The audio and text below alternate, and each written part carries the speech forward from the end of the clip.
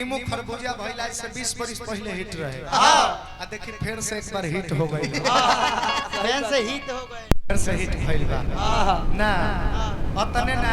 और क्या पहले के एक जमाना में कमांडर घास अपने आप को एक बार फिर से दोहराता है।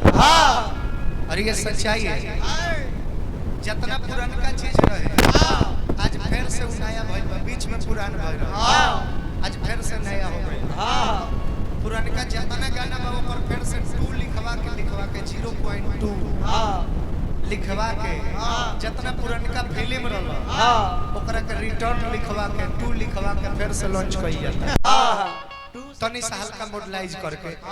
नीमू खरबूजा भइला से 20 बरिस पहले हिट रहे। आ देखी फिर से एक बार हिट हो गई।